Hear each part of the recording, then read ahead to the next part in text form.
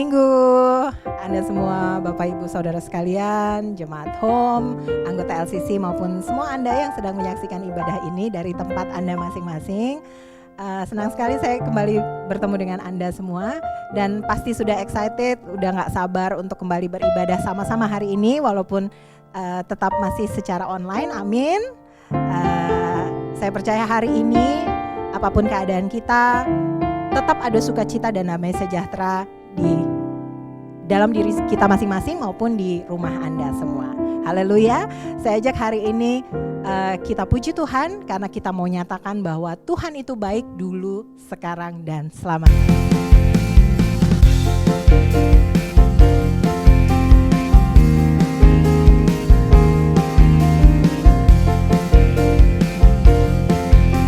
Mari masuki gerbangnya Tuhan.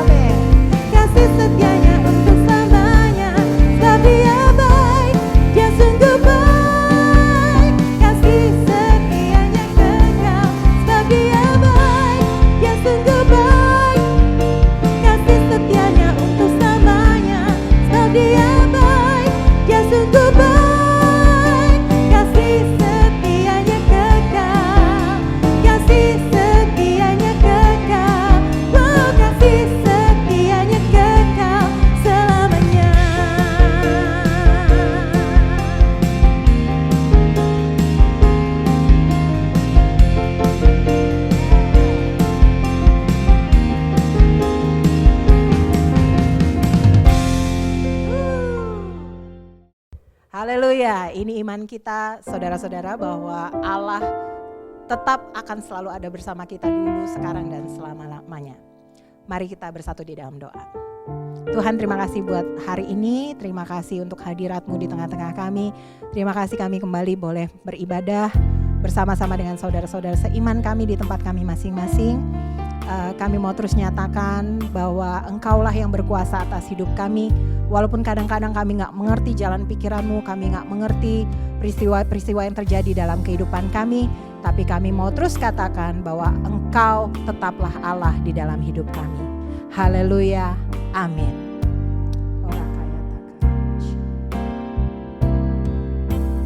Betapa dahsyat Engkau Tuhan, pencipta segala yang ada, dulu sekarang sampai selamanya.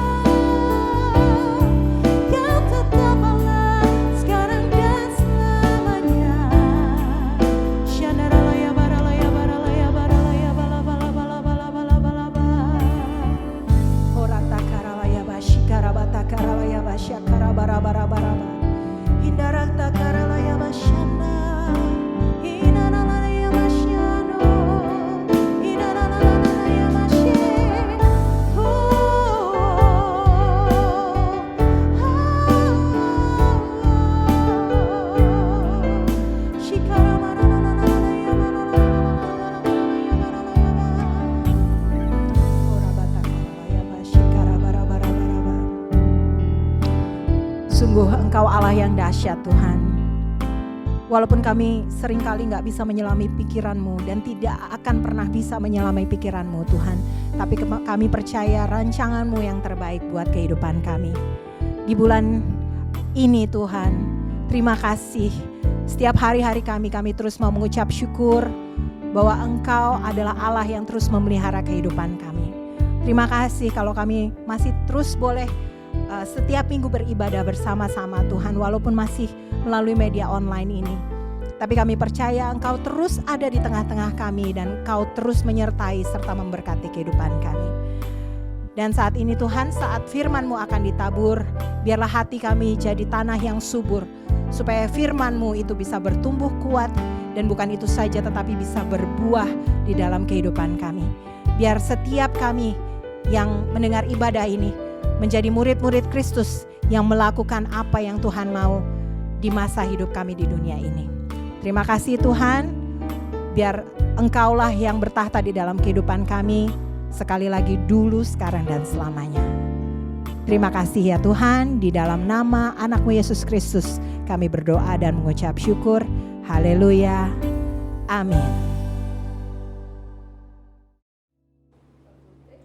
Shalom jemaat Home Church yang saya kasihi, senang sekali bisa menyapa Anda walaupun harus lewat media. Tapi saya percaya kuasa Tuhan, kebaikan Tuhan, hadirat Tuhan tidak bisa dibatasi oleh ruang dan waktu. Terima kasih juga untuk Pastor Semi dan Ibu Fani yang sudah memberikan saya kesempatan untuk bisa melayani jemaat Tuhan yang saya kasih hari ini. Nah, tanpa membuang waktu lebih banyak, mari kita buka sama-sama firman Tuhan di Yohanes pasal yang ke-15 ayat yang ke-16. Kalau Bapak Ibu ada Alkitab, buka dimanapun Anda berada, buka Alkitab Anda dan kita akan belajar firman Tuhan. Hari ini saya diberikan tema establish. Bagaimana kita menjadi orang Kristen yang tertanam di dalam rumah Tuhan. Kita baca sama-sama ya, Yohanes pasal 15 ayat yang ke-16. Bunyinya demikian. Bukan kamu yang memilih aku, tetapi akulah yang memilih kamu. Dan aku telah menetapkan kamu supaya kamu pergi dan menghasilkan buah, dan buahmu itu tetap. Supaya apa yang kamu minta kepada Bapa dalam namaku diberikannya kepadamu. Ayat yang simple, ayat yang sederhana ini, tapi ada 3 poin yang saya ingin sampaikan kepada Bapak Ibu sekalian, jemaat Tuhan yang terkasih. Apa kata firman Tuhan yang kita bisa pelajari dari ayat yang sederhana ini? Yang pertama, ketika saya membaca ayat ini, di situ dikatakan, bukan kamu yang memilih aku, tetapi akulah yang memilih kamu. Artinya Tuhan yang memilih kita semua. Tuhan memilih kita untuk bisa menjadi mitranya. Jadi sebenarnya ini bukanlah option buat kita kalau ingin tertanam atau tidak tertanam. Ketika kita baca ayat ini, kita tahu sebenarnya Tuhan tidak memberikan option, karena ini adalah inisiatifnya Tuhan untuk kita bisa tertanam di sebuah gereja lokal. Nah, Tuhan bukan saja memilih kita untuk menjadi mitranya, Tuhan bukan saja memilih kita untuk menjadi anak-anaknya, Tuhan bukan saja memilih kita untuk jadi jemaatnya, tapi di bagian kedua dari ayat itu dikatakan Tuhan menetapkan supaya kita pergi dan menghasilkan buah, dan buah itu tetap. Kenapa sih Tuhan ingin memilih kita? Karena Tuhan ingin memberikan perintah kepada kita, perintah untuk bisa pergi, perintah untuk bisa berbuah di dalam setiap hal yang kita lakukan. Jadi ketika kita datang ke gereja, bukan hanya kita tahu kita ini datang karena mungkin karena kehendak kita, mungkin langkah kaki kita yang membawa, tapi langkah kaki kita itu adalah karena bimbingan Roh Kudus. Dan ketika kita ada di gereja, Tuhan ingin kita semua tertanam, pergi dan berbuah di dalam Kristus, berbuah di dalam karakter kita, sehingga kita semakin hari semakin serupa dengan Kristus, berbuah di dalam pemuritan kita, sehingga lebih banyak orang yang bisa dimenangkan, lebih banyak orang yang bisa dijangkau, lebih banyak orang yang bisa dimuridkan. Tuhan ingin ketika kita datang ke gereja bukan hanya duduk diam, tapi menghasilkan buah. Dan buahnya kita dikatakan haruslah menjadi buah yang tetap. Artinya bukan hari ini berbuah, besok tidak berbuah, besok lagi lebih sedikit buah. Tapi apapun yang kita lakukan di dalam kehidupan kita, kita harus memastikan kita ini memiliki karakter Kristus dan juga memenangkan banyak orang di dalam setiap kehidupan kita. Supaya apa? Di bagian ketiga, ini yang lebih luar biasa. Dikatakan ketika kita ini pergi menghasilkan buah dan buahnya tetap, di situ katakan supaya apa yang kamu minta kepada Bapa dalam namaku diberikannya kepadamu. Jadi yang pertama, Tuhan bukan hanya memilih kita untuk menjadi mitranya, Tuhan memilih kita menjadi anak-anaknya. Kedua, Tuhan memerintahkan kita supaya kita pergi berbuah, supaya ketika kita pergi dan berbuah, Tuhan ingin memberkati kehidupan kita. Sehingga apa yang kita minta dalam nama Bapa diberikannya kepada kita. Tujuan supaya kita tertanam adalah supaya kita memiliki karakter Kristus. Dan ketika kita memiliki karakter Kristus, kita bisa berbuah. Dan ketika kita bisa berbuah, kita bisa menjalani hidup yang penuh dengan berkat. Amin.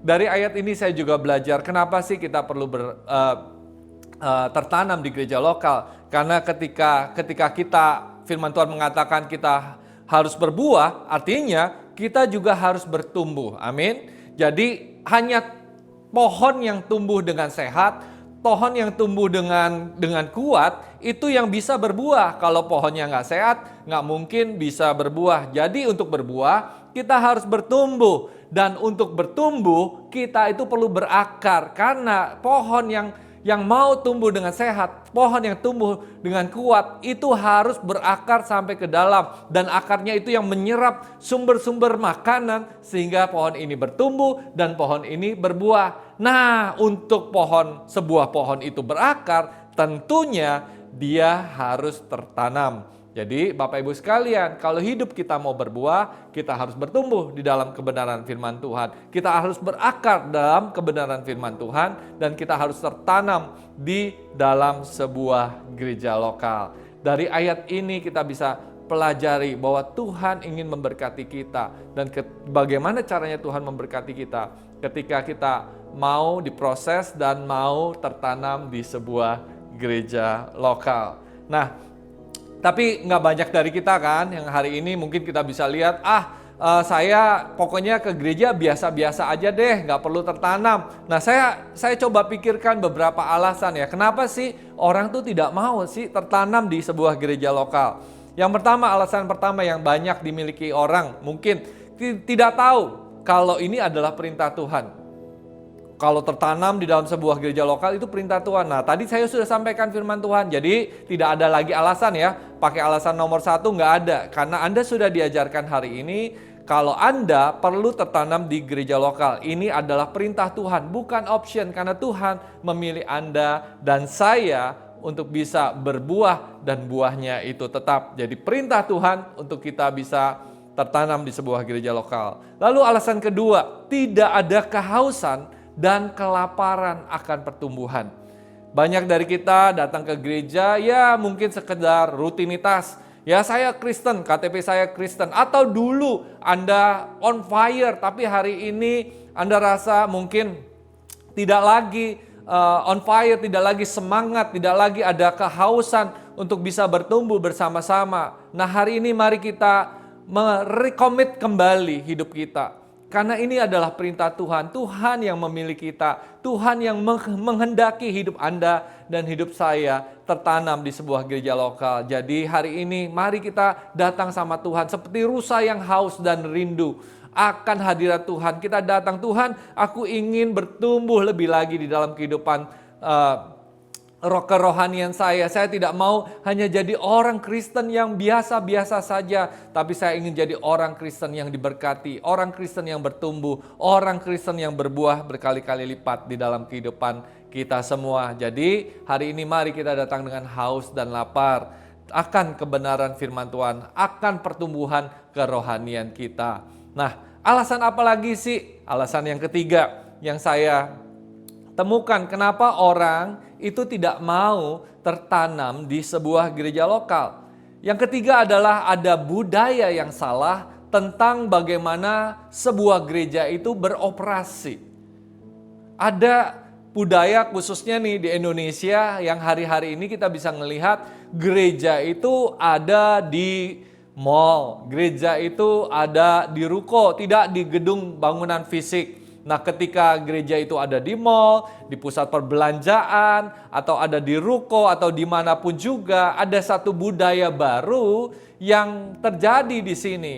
Dan gereja yang biasanya melakukan ini, gerejanya mungkin besar-besar juga, sehingga itu menjadikan suatu hal yang normal, sesuatu hal yang biasa. Kita bisa melihat mereka datang ke tempat perbelanjaan di mana di situ ada gedung gereja, lalu mereka beribadah di sana. Mereka karena tempatnya besar, mereka duduk di belakang, tidak dikenal oleh satu sama lain, dan ketika mereka duduk di belakang, mereka nyaman duduk di belakang. Lalu setelah pujian, penyembahan, dengar firman Tuhan, mereka pulang. Tidak perlu lagi ada yang namanya komitmen kepada gereja lokal, tidak perlu lagi adanya istilah harus tertanam di tempat tersebut gitu ya. Nah, orang nyaman tuh. Hari-hari ini dunianya menjadi personalized gitu ya, sendiri-sendiri, dan mereka merasa udahlah pokoknya aku kan udah, yang penting udah datang ke gereja. Nah, budaya ini ada loh di gereja Indonesia, sehingga mereka datang tidak diantar istilahnya ya, tidak datang kapan aja gitu ya, tapi setelah itu ya udah nggak kenal satu sama lain, setelah itu ya pulang gitu ya. Dan tanpa kita sadari, pertumbuhan yang begitu cepat di gereja di Indonesia ini membawa satu budaya yang juga kita harus hindari. Nah, hari-hari ini juga untuk bisa tertanam di sebuah gereja lokal di masa pandemik seperti ini juga mengalami tantangan. Ada budaya yang baru yang kita tanpa sadari itu terbentuk, ibadah online ya. Ketika kita ibadah online, tentu saja kita menyaksikan ibadah ini di rumah tanpa ada orang-orang lain yang mungkin sahabat, mungkin ada keluarga sih gitu ya, tapi keluarga dekat aja. Tapi kita nyaman memilih ibadah di manapun juga. Anda bisa milih gereja A, gereja B, gereja C tanpa perlu untuk bisa recommit kepada gereja itu. Anda bisa dapatkan sih makanan rohani yang khusus, yang spesial dari semua pembicara atau pengkhotbah yang terbaik yang Anda bisa lihat di YouTube. Tinggal klik aja kok, gampang terjadi. Tapi ini bukanlah budaya atau yang ingin Tuhan kerjakan di dalam setiap kehidupan kita. Karena ketika kita mendengar firman Tuhan, kita harus praktekkan. Ketika kita mendengar firman Tuhan, kita tahu kita harus ada satu orang yang berbicara dari hati ke hati. Ada satu gembala yang harus memuridkan kita. Harus ada gembala yang memastikan kita ini bertumbuh dewasa dan berbuah berkali-kali lipat. Jadi Anda harus perhatikan, ada budaya yang salah ketika kita melakukan cara bergereja. Bukan berarti, tapi kan hari ini saya nggak bisa ke gereja, online saja ya. Tentunya karena masa pandemi kita nggak bisa berkumpul di satu gereja. Tapi kalau Anda sudah dapat kesempatan berkumpul, jangan jadikan alasan untuk bisa bersekutu dan tertanam di proses di gereja di mana Anda tertanam. Anda harus komit, walaupun Anda hari ini menyaksikan tayangan lewat online, Anda tetap bisa komit hidup Anda untuk bisa melayani dan tertanam. Ketika Anda datang kepada gembala Anda, kepada Pastor Semi, katakan, Pastor Semi, saya nggak mau cuma jadi jemaat biasa, tapi saya pengen jadi jemaat yang tertanam di gereja lokal ini. Itu langkah yang luar biasa Bapak Ibu sekalian, karena ketika kita tertanam, kita akan berakar. Ketika kita berakar, kita akan bertumbuh, dan ketika kita bertumbuh, kita pasti akan berbuah. Nah, itu alasan-alasan. Nah, ada satu lagi sih alasan yang paling banyak nih biasanya kenapa orang tidak mau datang beribadah dan tertanam di gereja lokal. Yang keempat, alasan yang keempat adalah trauma karena pernah dilukai. Nah, banyak orang tidak mau tertanam karena mungkin mereka pernah dikecewakan, mereka pernah disakiti oleh pemimpin, oleh teman, oleh siapapun juga yang ada di gereja tersebut gitu ya. Sehingga Anda ketika mau recommit lagi untuk hidup Anda jaga jarak, Anda lindungi diri Anda. Tapi ketika Anda menjaga jarak, ketika Anda melindungi diri Anda, itu artinya Anda menjauhkan dari persekutuan orang percaya. Anda menjauhkan untuk Anda bisa tertanam dan bertumbuh di gereja tersebut. Dan itu bukanlah perintah Tuhan. Ketika trauma terjadi, ketika Anda dilukai, mari kita lepaskan pengampunan. Amin, Bapak Ibu sekalian. Kita mau melupakan apa yang sudah berlalu dan kita biarkan Tuhan bekerja di dalam setiap kehidupan kita. Dan saya percaya ketika kita mau menyerahkan luka hati kita, mungkin trauma masa lalu kita ke dalam tangan Tuhan, Tuhan bisa melakukan perkara yang dahsyat dan ajaib. Jangan biarkan masa lalumu yang mungkin buruk. Saya mengerti hal itu terjadi. Saya juga pernah dilukai, saya juga pernah dikecewakan, saya pernah disakiti oleh pemimpin. Tapi kita bukan melihat orang, tapi kita melihat Tuhan yang baik. Dan Tuhan yang baik itu memilih Anda untuk bisa tertanam, menetapkan perintahnya untuk kita bisa bertumbuh dan berbuah, supaya Dia bisa memberkati kehidupan kita dengan berlimpah-limpah. Amin. Jadi trauma yang masa lalu juga harus kita taruh dan kita serahkan ke tangan Tuhan, supaya Tuhan bisa mengobati setiap luka, setiap trauma yang kita miliki, sehingga kasih dan kemurahan Tuhan itu memenuhi hati kita hari ini. Kalau Anda hari ini masuk kategori yang keempat, saya tahu tidak mudah buat Anda, tapi kasih karunia Tuhan cukup bagimu, cukup buat saya, cukup buat Anda, cukup dan bukan hanya cukup, tapi berlimpah. Yang percaya katakan amin. Amin. Nah, bagian terakhir dari firman ini saya ingin menyampaikan apa saja sih yang harus kita lakukan supaya kita ini bisa establish, bisa tertanam. Kata kuncinya hanya satu, yaitu komitmen. Kalau kita ingin tertanam di dalam sebuah gereja lokal, kalau kita ingin bertumbuh, kita ingin berbuah, kita ingin hidup kita diberkati, kata kuncinya adalah komitmen. Katakan sama-sama saya, komitmen. 1, 2, 3. Amin. Komitmen. Komitmen itu penting. Komitmen kemana nih gitu ya? Ada 3 komitmen yang kita akan buat pada hari ini. Yang pertama adalah komitmen ke atas, kepada Tuhan. Ya, Mazmur pasal 1 ayat 1 sampai 3 bunyinya demikian. Berbahagialah orang yang tidak berjalan menurut nasihat orang fasik, yang tidak berdiri di jalan orang berdosa, dan yang tidak duduk dalam kumpulan pencemooh. Tetapi yang kesukaannya ialah Taurat Tuhan, dan yang merenungkan Taurat itu siang dan malam. Ia seperti pohon yang ditanam di tepi aliran air, yang menghasilkan buahnya pada musimnya, dan yang tidak layu daunnya, apa saja yang diperbuatnya berhasil. Amin. Jadi kalau Anda ingin berhasil, ingin sukses, Anda harus tertanam. Tertanam seperti pohon dikatakan di tepi aliran air, menghasilkan buah pada musimnya, tidak layu daunnya. Nah, untuk bisa tertanam, firman Tuhan dikatakan harus apa? Berjalan tidak menurut jalan atau nasihat orang fasik. Harus membaca firman Tuhan dan merenungkan firman itu siang dan malam. Jadi untuk tertanam di tepi aliran air, komitmen kita yang pertama adalah ke atas, kepada Tuhan. Untuk bisa mencintai Dia, untuk kita bisa datang dengan haus dan lapar, untuk mencari wajahnya setiap hari.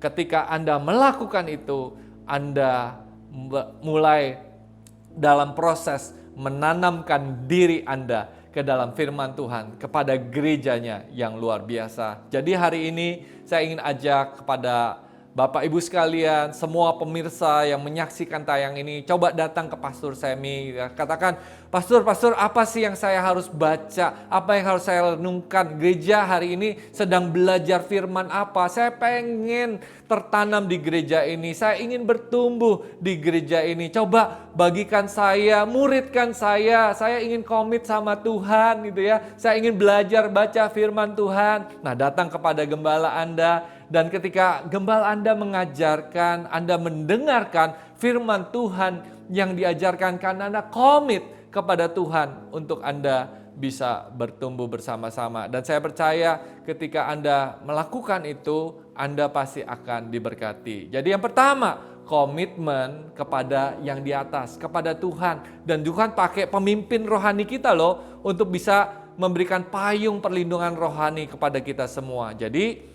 kalau Anda belum mahir atau belum jago dengar suara Tuhan, ya udah gampang, datang saja ke gembala Anda, karena gembala Anda pasti akan membimbing Anda kepada Tuhan, gembala yang baik itu. Amin, Bapak Ibu sekalian, haleluya. Nah, jadi komitmen yang pertama adalah komitmen ke atas. Yang kedua, komitmen ke samping, ya. Firman Tuhan di Amsal 27 ayat 17 berkata, besi menajamkan besi, orang menajamkan sesamanya. Jadi hari ini Anda harus komit untuk tertanam, bukan hanya datang ke ibadah, bukan hanya belajar firman Tuhan, bukan hanya menyembah, tapi komitmen di dalam sebuah komunitas, komitmen di dalam persekutuan yang lebih kecil. Mungkin ada kelompok sel yang ada di gereja hari ini untuk bisa diproses, untuk bisa dibentuk. Karena besi menajamkan besi, orang menajamkan sesamanya. Semua firman Tuhan itu harus kita praktekkan. Oleh sebab itu kita butuh orang lain yang mendorong kita. Orang lain yang membuat kita punya akuntabilitas untuk bisa melakukan semua kebenaran firman Tuhan. Kita perlu orang lain memproses diri kita, bukan untuk menyakiti kita loh Bapak Ibu sekalian ya.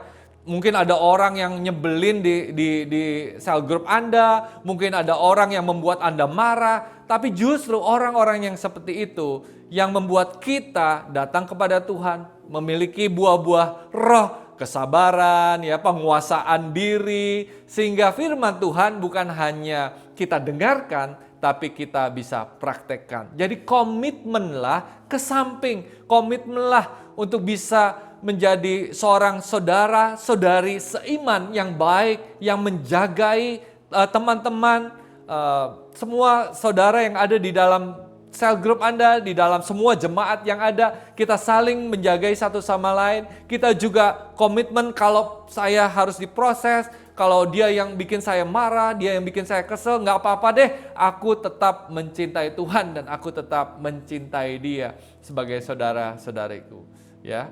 Jadi ada kemungkinan nggak dilukai? Pasti ada. Lidah itu luka karena kegigit, nggak mungkin karena keinjek kaki. Orang yang paling dekat sama kita, itulah yang bisa melukai kita, melukai perasaan, menyakiti, mengecewakan, semuanya mungkin bisa terjadi. Tapi disitulah buah karakter kita akan semakin nyata, kita akan semakin serupa dengan Kristus ketika kita mau komit kepada orang-orang yang ada di kiri kanan kita. Kita komit kepada Tuhan di atas untuk bisa melakukan firman-Nya, tapi kita juga komit untuk bisa menjaga orang-orang yang di samping kiri kanan yang dekat dengan kita, sehingga kita itu bisa bertumbuh. Amin. Jadi komitmen ke atas, komitmen ke samping, dan yang terakhir komitmen ke bawah. Matius pasal 28 ayat 18 sampai 20 berkata begini, Yesus mendekati mereka dan berkata, kepadaku telah diberikan segala kuasa di surga dan di bumi. Karena itu pergilah, jadikanlah semua bangsa muridku dan baptislah mereka dalam nama Bapa dan Anak dan Roh Kudus, dan ajarlah mereka melakukan segala sesuatu yang telah kuperintahkan kepadamu, dan ketahuilah aku menyertai kamu senantiasa sampai kepada akhir zaman. Jadi untuk bisa tertanam, kita harus juga komit untuk bisa memuridkan orang-orang yang mungkin jauh lebih muda rohaninya di bawah kita. Kita harus memuridkan orang-orang yang belum percaya. Ketika mereka belum percaya, kita perkenalkan dulu kepada Kristus, dan setelah itu kita muridkan mereka dan ajarkan kepada mereka bagaimana caranya menjadi orang Kristen, menjadi murid Kristus. Kalau Anda hari ini tidak punya murid di bawah Anda yang harus dimuridkan, hari ini berdoa sama Tuhan. Karena saya percaya untuk kita bisa tertanam, proses yang paling efektif adalah ketika kita memuridkan orang lain. bukan hanya datang ke gereja untuk cari berkat untuk diri kita sendiri, tapi kita ketika diberkati, kita ingin memberkati orang lain. Untuk Anda bisa belajar, untuk bisa bertumbuh. Anda tahu, saya ini seorang pengajar. Kalau saya ingin mahir di dalam satu subjek tertentu, saya bukan hanya belajar, tapi saya akan jadi pengajar. Ketika saya men-set diri saya untuk jadi pengajar, saya bacanya jauh lebih banyak karena saya harus mengajarkan kepada orang lain. Betul ya Bapak Ibu sekalian? Jadi kalau Anda ingin tertanam, Anda harus memastikan Anda bisa mengajarkan apa-apa yang Anda mungkin belum ketahui hari ini, tapi Anda harus belajar untuk mengetahuinya dan supaya Anda bisa mengajarkan dan memuridkan orang lain. Jadi ketika kita memuridkan orang lain, ketika kita bangun komitmen kepada orang-orang yang jauh lebih muda rohani daripada kita, disitulah proses penanaman akan semakin efektif di dalam kehidupan kita. Amin Bapak Ibu sekalian. Jadi establish, it's God's command. Untuk kita bisa tertanam, itu adalah pemilihan Tuhan, ketetapan Tuhan, perintah Tuhan dalam kehidupan kita untuk bisa berbuah. Jangan langgar perintah Tuhan.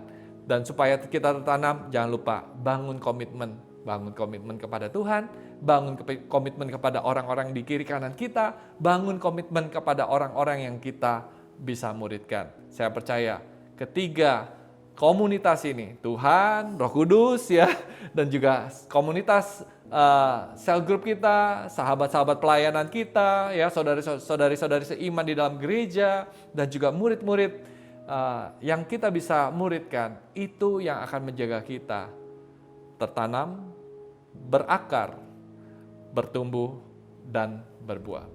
Saya berdoa hidup Anda penuh dengan buah-buah dari Kristus. Tuhan Yesus memberkati.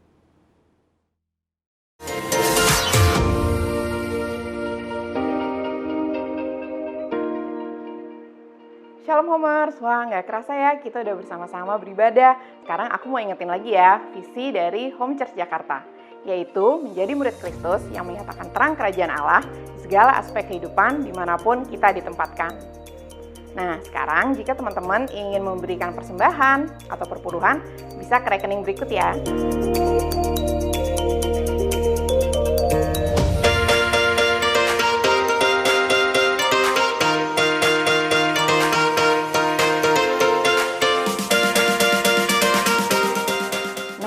Ibadah umum maupun ibadah kids masih akan dilaksanakan secara online ya. Untuk ibadah umum, teman-teman bisa menyaksikan lewat channel YouTube Home Church Jakarta setiap jam 10. Dan untuk ibadah kids atau Sunday School, teman-teman bisa saksikan setiap jam 11 juga di channel YouTube Home Church Jakarta.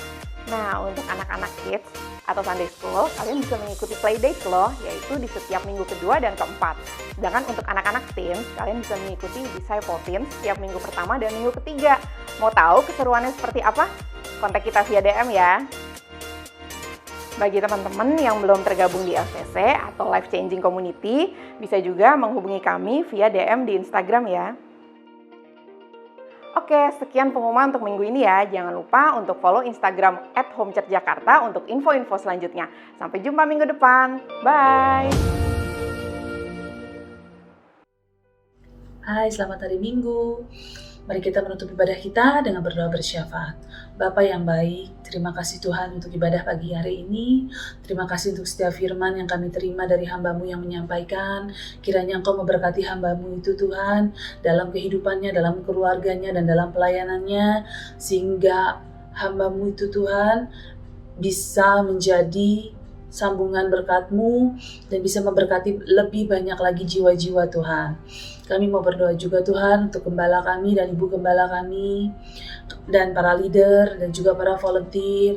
Kiranya Engkau selalu memberkati kehidupan mereka Tuhan. Kau tambah-tambahkan lagi hikmat marifat-Mu.